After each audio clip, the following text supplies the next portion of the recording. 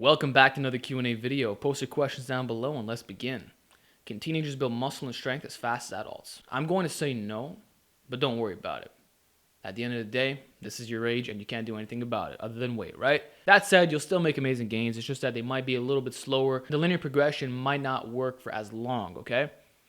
And it also depends what the range is for a teenager. For example, if you're 14, 15, yeah, it's going to be a lot different compared to a 16 or 17-year-old. And if you're past 17, well, now we're really talking some serious gains. You're going to notice that your structure is a bit different. Namely, the clavicles, the ribcage structure. Even your face is going to look a bit different too, not because of aging, but there's other things that aren't done developing, right? And then the hormonal profile is optimized when you're a little bit older. So it's just part of the game. Adults tend to have it a little bit better, but honestly, it's not a big deal because if you run a very good program and you track your sleep and nutrition accordingly, you really do your best, you can look better than most serious lifters at a very young age. Like I'll say when I was 15, 17, I looked better than most adults straight up. I wasn't stupid huge or anything, but I had a ripped body, I was fit. And just look at some competitive athletes in high school. Young men, but a lot of them have solid physiques. So if that's you, don't worry. Just enjoy the process. There's no time machine. You can't just rush to when you're in your 20s. Like, you got to enjoy it for what it is right now. And don't worry about it, okay? Just do things right. Everything will be fine. If I don't feel DOMS anymore in a muscle, does that mean I'm fully recovered and ready to train that muscle again? Usually that's the case, but I wouldn't call this universal for the simple reason that DOMS is not the end-all be-all. Let's say you're training every 48 hours, high frequency, right? Guess what? You're not going to have DOMS for the most part. There might be very, very minor soreness, but you can do a full-blown volume workout, and then the next day, you're not sore. So does that mean you're ready to train again? Absolutely not. We all know your performance is going to go down. So it'd be foolish to do another workout after a volume session unless it's just a rejuvenation type workout, very light weights, GPP, stuff like that. So what I'm saying is that you can not have DOMS and still not be recovered. Does that make sense? That said, it's still a good sign. I'd pay attention to it. But usually it's caused by low frequency in addition to slow negatives. If you get rid of both those two elements, you'll rarely, if ever, have DOMS. Oh yeah, and then there's also the introduction of new exercises, right? If it's something that you haven't done in a really long time, you might get DOMS. Like I actually got DOMS from doing the strict curl, okay? And I didn't use a lot of volume. I was doing fucking 1 rep maxes, okay? Lasted for 3 days of DOMS. So I wouldn't stress too much. Just pay attention to your performance going down. That's what you really want to monitor. So if you notice that you have no DOMS whatsoever and you go in and you're stronger, you're good. Or actually, let's flip it around. Let's say you do have a lot of soreness going on, but then you step in the gym and you feel great. That says something, right? So I would look at it more in terms of the hours rested. I would say 48 to 72 is ideal for most. If you're doing a super high frequency where it's every day, well, you're not going to have issues with DOMS in the first place. So that's my advice, man. Hope it helps you out. Alex, should I lock out when doing push-ups? I mean, you should, but you don't have to. Realistically, you can still get an amazing physique without doing the lockout. Like, that's how most individuals do it. And I know that Athlete X made a great video talking about this. Like, when you look at most push-up competitions, it's just they're banging it out. They usually do full range of motion at the bottom, but at the top, there's a slight bend in the elbow for that TUT, right? And yeah, your chest probably gets a little bit more pumped doing it. And I'll be honest, that's what I do with very high volume. But you can easily just lock out if you choose to and experience the same gains, I would say. Like, it's not going to make a huge difference, you know? So do what feels most comfortable, I would say. I don't feel that not locking poses a higher injury risk for a push-up, maybe for a bench press or other compound movements, but, you know, just a bodyweight push-up and you're doing high volume, like, I don't think it matters too much. But if you're going to be training for straight arm work or you want to get into advanced skill exercises, then definitely you want to do a full range of motion, okay, with the lockout and everything. And you want to keep some scapular protraction as well, in addition to the posterior pelvic tilt.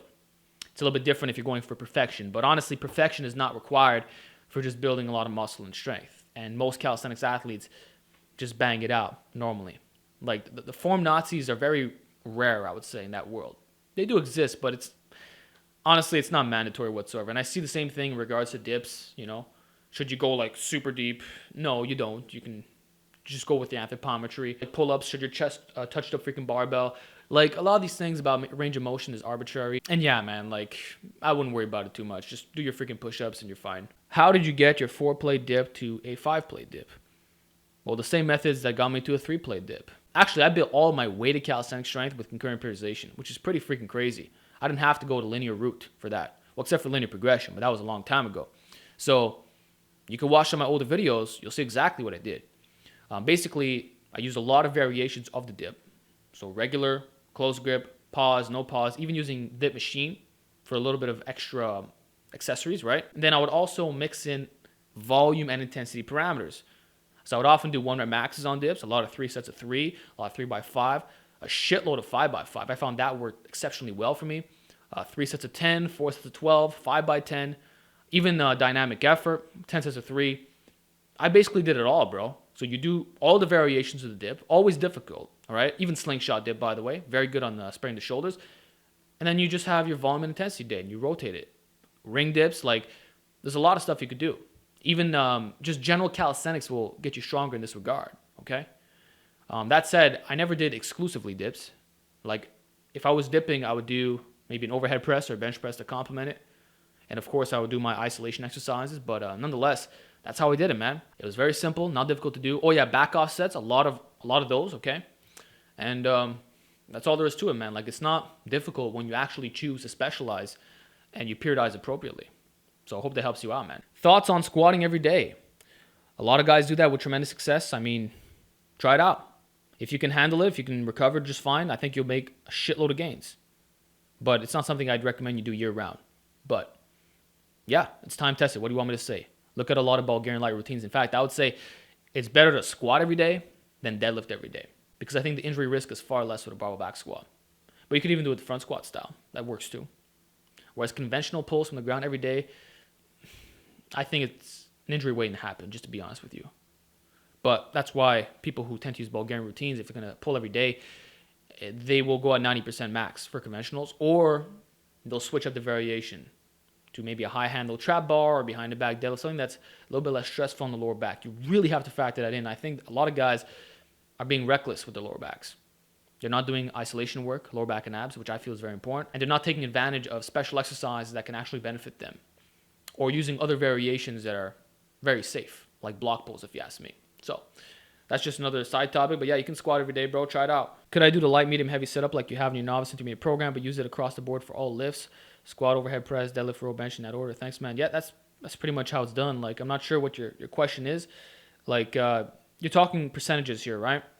So you use the exact same exercises. You're not changing anything. But maybe on your Monday, you're doing 1 rep maxes or a lot of triples and fives. And your Wednesday, it's maybe reps of 10, but it's a lighter percentage. And then on your Fridays, you're just doing a shitload of volume or maybe dynamic effort. That's how it's done for the most part. Like, the difference between the way that I program this and others is the fact that I rotate exercises on a weekly basis. That's if I was going to do it, okay, as an advanced lifter. For an intermediate, it might be every 2 weeks, and for a novice, every 3, okay? So I use concurrent periodization in the sense that it's not dependent upon percentages, okay? Like, I certainly employ that in the form of pendulum waves on volume days, like 3 weeks, okay? But that's the max I'll do, a 3-week wave, and you're good. So it's not this gradual reduction of volume and increase in intensity, and it's not like super precise with the percentages. As long as I'm getting in the volume work and the intensity work and progressive overload is taking place and I rotate specific movements and I'm addressing my weaknesses, performance automatically goes up. But the way that you're describing is a little bit more classic, a little bit more DUP style, right? You're just doing the same freaking exercises. That's not how I do it. It works though. Like, even on a concurrent routine, you can use the same exercises on all 3 days. It's just that you're going to have to rotate eventually, right? So you can keep doing that if you want to. It'll work just fine. Hello, Alex. I'm in a lean gaining phase and plan to go on mini cuts every 3 to 4 months or so to lose a few pounds of fat. You think fasting for 2 to 3 days will have the same effect as a standard 1-2 week cut to lose the same amount of fat? I have no idea, bro. It's possible. Like, if you watched my video from over a year ago, how I easily maintain weight, that's one of the strategies I describe. So I used to do these longer fasts once a month, right? Usually 48 to 72. And actually, not too long ago, I did a 4-day fast, which is pretty brutal, might I say so, but I'll probably extend that even further. And it seemed to be very helpful. Like, it allowed me to eat in a surplus on most days. Surplus or maintenance, depending how I felt. And then with the fast, it would just drop my body weight down. Because you're not eating anything. Like, it's guaranteed to lose weight. It's not just water weight, guys. If you do a real fast where you're not eating for days, yeah, it's helpful. Like, surely there will be a rebound effect when you start eating again. But you don't return to standard weight right away. Okay, it takes a little bit of time because you actually lost legit fat. So my experience of trying this out, and I did this for a lot of months, by the way, it seemed to be pretty beneficial. That said, you would have to do the 48s or 72s and even longer possibly to really get the best benefits, you know? But I think it's a pretty good idea, like, because fasting is muscle sparing, right? And are you really going to lose muscle from a 72-hour fast? Actually, I didn't lose any strength when I did my 4-day fast. When I went back in, I refilled and everything, I was good. So it might be a pretty good strategy long term. I don't know, man. I need to experiment more with it personally, but I would say give it a shot. Since I have very sedentary physical activity, I decided to include running 5 kilometers and 5-kilometer walks on treadmill about 2 hours, hit at least 10 to 13K steps every morning, and have weights on the evening. Is it okay to do this routine? Is it considered as too much cardio? Well, if you're able to handle that, big props to you, but it's quite a bit. Like 2 hours every single day? I mean, you do what you want, but it's honestly not necessary if you're just trying to get some health benefits. You're saying that you work in front of a computer all day. Like, what's the purpose behind this cardio? Just so you're not sitting all the time? You want better heart health? You're trying to lose weight? Like, what are you doing it for? Because I would say 60 to 90 minutes is probably fine. And you don't have to go 2 hours. And actually, you could even break it up. Like, after consuming a meal, you go for a 10-minute walk. That might be more effective than just doing it in one shot. But 2 hours is quite a long time, especially if you're new to this type of activity. Most guys don't start it off that way, okay? So I would say 5K a day is fantastic. I like that idea. But work up to it. Like, if you're sedentary, you're probably not fit enough to handle something like that, and I don't want you burning out and just giving up. So start by going outside and doing the runs. The weather should be nice now. And increase, okay? Do it every day. Actually, watch my 30-day cardio challenge. Then you also have to factor in, if you're doing 2 hours every day, right? You're going to be burning a lot of calories, and it might be difficult to gain muscle because you'll be burning so much that you have to eat like crazy. And I don't know if you have the appetite to handle that. Like, I know for myself, I started losing weight from this, okay? I was trying. I was legitimately trying. I was eating as much as I freaking wanted. Weight started going down. Because as I got more fit from doing the cardio, I increased the duration, increased the intensity. And now I'm losing weight uncontrollably. And this happens to a lot of people, by the way. So you want to be very mindful of your TDE. And of course, I wouldn't jump to 2 hours right off the bat. But definitely you want to get more fit over time. And it's a good idea to do daily cardio for sure. Thanks for answering our questions, Alex. If you were to design a program for a person training boxing, wrestling, or MMA, what would be a rough outline of what it would be in terms of exercise selection, training frequency, progression, etc.? Great question, Noah. Thank you, too. I will say that concurrent periodization is probably the best route, because you're maintaining all your abilities simultaneously. And I feel that it works best for most combat athletes. So you can have your volume day and intensity day, but actually for volume, you can do dynamic effort at the same time. And then, of course, you would do your jumps twice a week as well, 40 jumps a week, as recommended by Dr. Verkhoshansky, right? So we're addressing all the elements of performance here. Okay, I don't recommend linear periodization or blocks for the simple reason that you're not going to maintain all your abilities. And as a combat athlete, you need all that at the same time, okay? And it allows you to train in season, if you will, because you're probably going to be doing a lot of training outside the gym. So I just feel that everything blends perfectly together. Now, in terms of the frequency and all that, I would say twice a week you're good, okay, per body part. I would either recommend an upper-lower routine. So Monday, max effort, upper. Tuesday, max effort, lower. Thursday and Friday would be dynamic or volume, kind of like a West Side setup. And then the special exercises, you're going to have to find out what's specific for those sports. But definitely building up your yoke is always a good idea. You certainly want to hit your neck and, do a lot of overhead pressing, push pressing, your standard close grip benching, a lot of squats, deadlifts, even box squats, I would say. You don't have to train that much differently compared to a powerlifter. It's just that some exercises have to be a little bit more specific for your sport. That's really all I could say in regards to that. But you definitely want to improve your absolute strength on all levels.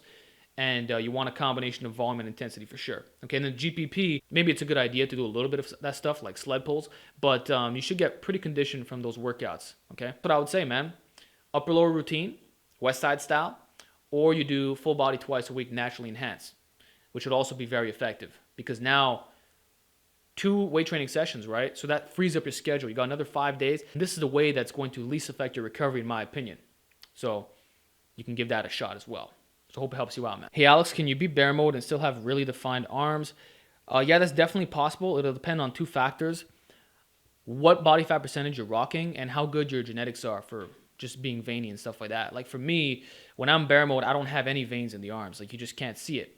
Even if I'm really, really pumped, it's like very minimal at best. Whereas when I'm lean, just do some like one set of curls and the veins are popping out. Or actually, in many cases, I don't even have to be pumped. I just flex really hard and they start bulging out, which never used to happen before. Whereas I know some guys that are extremely vascular in the arms, but they got zero definition in the six pack. Like they got a little bit of a bulge coming out. So the fat distribution will vary from person to person. You know, some guys, they blow it up in the face. Other guys, it goes to their legs. Other people, it goes to the arms. Really depends on the individual. And then there's also the factor of how lean are you, right? The range that I've identified for bear mode is 15 to 20% body fat. If you're 20%, you might not have those arm veins. But if you're 15, I would say there's a pretty good chance that they're going to be visible, okay? Because it's a lot leaner than most people realize. So that's still part of bear mode, okay? And actually, I would say that Omar Isuf is a perfect example of this. I would definitely classify him as bear mode right now. The only thing that he's missing is the beard. Then the body hair would need to be a little bit higher, okay? But in terms of that physique, that's pretty much it right now. So, and you could still see his veins when he's doing curls and all that. So that's what I'm talking about. Depends what the spectrum is, like how lean are you, you know? Hey Alex, what are your thoughts on 5x5 box pistol squat? How would you recommend loading it, front, back, or Zercher style? PS, love your channel. Okay, I think it's a fantastic way to train, and I've often done this in my workouts. 5x5 is time tested. I can't really say anything bad about it. You can watch my full video about it. You can watch my full video discussing the benefits. And then the box pistol squat, I actually believe that is superior to the regular pistol squat because there's less of a stabilization aspect and allows you to sit back more. And I feel that it's just combining all the best elements of pistol squats and box squats. Like it just blends them into one. So I really, really, really like that variation. And for a 5x5, no doubt it's going to work. Now, the best ways to load it, I recommend doing it all. Okay, you know me, concurrent periodization, right? So you can do it with plates behind your back. You can do it in the front rack position, the Zercher style. All those positions work. Even holding two dumbbells, you know, dumbbell by your side. You can even do it standing up on top of a bench, right? There's different ways to do it. If I can only pick one, I would say the dumbbells on the shoulders or the front rack position because that really forces you to maintain thoracic extension. And I feel that with the Zercher style, people have a tendency to kind of round forward. And I notice that a lot of lumbar flexion occurs with that, which might increase your risk of injury. And there's more side-to-side sway for some odd reason. So I find that the Zercher, although it's a very good way to load it, probably not the safest variation for pistol squats specifically. Hey Alex, after every leg day, I feel my hips have been worked a lot more than any muscle in my leg. Feels like I've worked them way too much as it's hard to stand up. Am I using the wrong stance for my squat and leg press? Or do I just naturally have tight hip flexors? It really depends, man. It could also be an anthropometry thing. Like maybe using a very wide stance on your squats, your leg presses and all that. And just the way that your hips are designed, it's not adequate. And it's not even a mobility issue. Like there are structural differences that affect the width of your squats and all that. There's a really good chart that I saw years ago. I don't remember what it was, but you can see how everything is different. So that might be you. It could also be that you have really tight hips and you got to do more mobility drills and stuff like that. For that, I would say check out Athlete Nexus channel, you know. Or it could just be simple overuse. You know, maybe you should narrow out your stances a little bit and maybe change up some of the exercises. Maybe you're starting to overreach a little bit. So I don't know what it could be, but I'm going to guess it's probably an anthropometry or mobility issue. Those are my two primary answers. What do I need to do to maintain my yoke gains after running a year of yoke specialization? I used to do neck and traps every day, heavy rack pulls, 1,000 shrugs on a volume day, 5,000 neck curls and extensions over the week, but want to focus on other goals now. Same time, I don't want to lose my yoke. I just can't fathom not doing all this and keeping the yoke. Okay, well, I don't know how much of this comment is serious, but I'm going to say it's a lot easier to maintain your yoke compared to building in the first place. And a lot of guys have reported this to me actually, where they build their yoke using a lot of the strategies I talk about, and then they run a more simplified routine, and the gains maintain just fine. So I think that's really freaking cool. It's like any other muscle group, guys. Once you build it, once you hit that checkpoint, it's hard to regress, really. Even if you start getting super lazy. Now, for the yoke, the number one thing is that you keep training your neck. You have to. Or else you will lose the size gains. I'm telling you, 100%, it'll shrink. This happened to me. It's happened to pretty much everybody that I've dealt with when talking about neck. It always shrinks every single time, and it gets a lot weaker too. So you want to train your neck at least once a week, okay? Doesn't have to be like stupid high volume. It could be just one peak set with the back off sets, or a simple 4x25 for all three, or even just a neck curl if you want to be minimalist. But I would say try to maintain your performance at least, and that's going to be fine.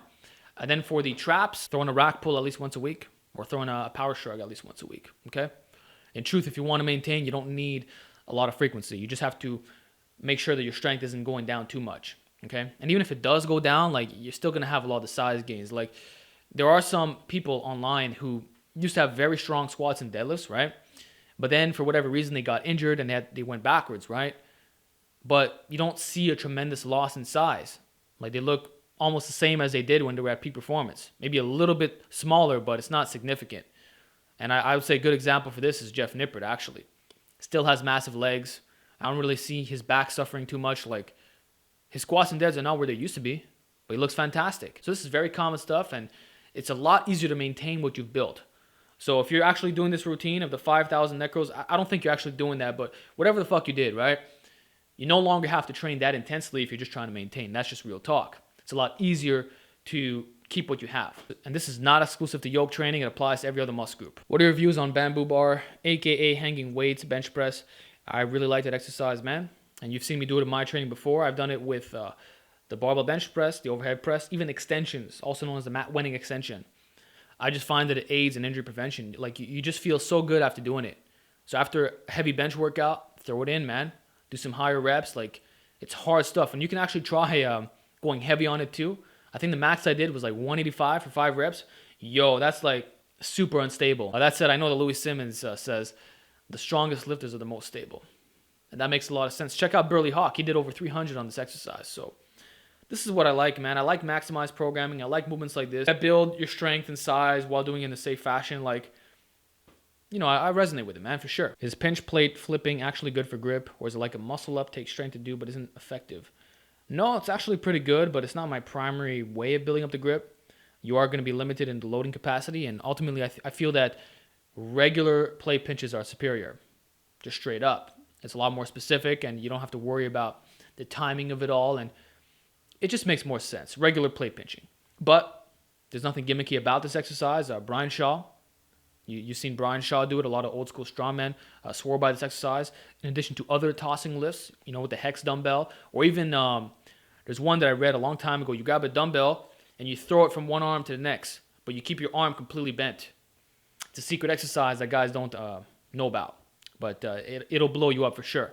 So there's nothing bad about throwing exercises when you're grabbing and all that. It's great for the grip, but I feel that there are other ways to do it more effectively. Okay, now we got some non-fitness, but kind of at the same time.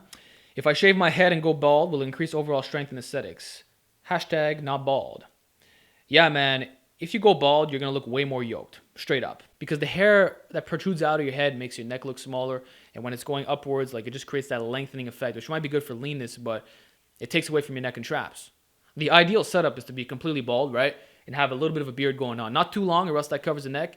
But bald plus beard will maximize your yoke gains, okay? Then the next best haircut would be like a high fade, but kind of short at the top. So those are the 2 haircuts that I recommend for maximizing your yoke. And actually, most guys tend to look more muscular when they're bald. And there's also some stereotypes that we have too associated with that. And if you have the right head shape, it really looks amazing. And it adds that masculine edge, if you will, you know? But again, a lot of the stuff is just stereotypes, you know? But I would say it's pretty badass for sure. And if you're trying to maximize your yoke gains, if you're bear mode, it looks fantastic, you know? So it depends what look you're going for. But I think a lot of guys, when they're very jacked and they're in a fluffier state, it looks fantastic. Now, in terms of aesthetics, I would say might not be the most ideal. You're probably better off with a high fade. And I think most people will prefer you to not have a completely shaved head, especially if you're young. But that's it. If you're suffering from male pattern baldness in that situation, what else are you going to do, right? You're going to get on some treatments. You're going to get on finasteride, minoxidil. Things of minoxidil, you got to stay on it, right? And finasteride, I believe there's a 5% chance of getting permanent erectile dysfunction. So I would never recommend that drug in a million years, okay? Then there's other treatments like PRP, hair transplants, all this stuff. What are you going to do? It's your choice. You can do that if you want. But honestly, like, if you're just trying to look yoked and massive and strong and you have the right head shape and everything, just go fucking bald. It's going to look great. Like I started doing when I was a teenager, man. Never was a problem for me. I think I look really good. Just maybe not as aesthetic when you're lean for a lot of guys. Although some guys actually look better when they're bald. So it's obviously not going to increase your performance. But for the looks factor, yeah, it's pretty solid from a bodybuilding perspective. Okay, last question of the week. Do you still use minoxidil? Do you recommend after using it? No, I don't use it anymore. I got off that stuff a long time ago. Although sometimes I think about, like, what can I do to enhance my beard even further, you know? Like, would it actually work? Maybe, I don't know. But would I recommend it? Yes, I would, 100%. For most people who have patchy beards, this tends to be very helpful. And I would even say that there are improvements after minoxidil. Like, you can see my development right now. I'm getting hairs behind the ears. I never applied minox there before, okay? And it's also getting more dense all around. Like, I would say there's much more terminal hairs as it's approaching here, in addition to the connectors. These automatically improve. You can watch some of my older videos. They were a lot lighter. Connectors are filling in, okay? And even down here, it's a lot more dense, including in the center part. So the chin hair is a lot more full. And behind the ears, like, it's just, after Minox, things get better. And I noticed that my beard grows faster as well. It never used to grow this fast before. Like, I actually have to trim it pretty frequently to get the desired lengths. And if you want a full beard tutorial, I'll show you how I do it, right? But it's like, if I don't shave after a week, it starts getting really dark. Like, especially in the mustache, you know? And the density too.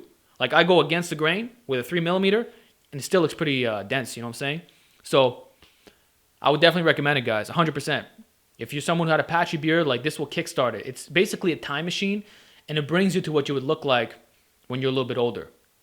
But actually, some people never fully kicks in. So the Minox is like, it gets you in it. That said, I think I would have had this beard either way. Like, the men in my family tend to have great beards. It's just that I was kind of impatient. I was pretty young when I got on it, and I wanted the results right away. And it had that effect. So I have no regrets in using it. If I can go back in time, I'd do it all over again. And I'm going to say, if you're going to get on that stuff, wait at least till you're 20 or something, 20, 21. Don't be 18 or 17 using this stuff. Like, you have to understand, it is a drug, and there are some side effects. Like, I experienced a lot of darkness under the eyes, and some wrinkling in the face too, because it affects collagen production. Now, some guys say if you do the derma rolling, which you should do, in addition to proper moisturizing, that you'll be fine. Maybe that is the case, but I know myself, like, I did that stuff. Actually, I did derma rolling at the end. The moisturizing always did, and it still affected me in that way. So that's also one of the main reasons why I'm not going to use it on my head. I don't want to get those side effects again, you know? So I'm just owning what's going on over there. But would I recommend it for the beard? Absolutely, man. I think it'll change a lot of people's lives in a powerful way. And the beard is just fantastic, man. Like, I never liked the clean shave look. Even when I was young, man, I always preferred the beard appearance. And if that's what you want, and you want to rock it, like, hey, man, Minox can quite literally do that for you. So that's my advice, man. I hope you guys enjoyed this Q&A video. I thought the questions were great. Give me feedback down below, and I'll see you all next time.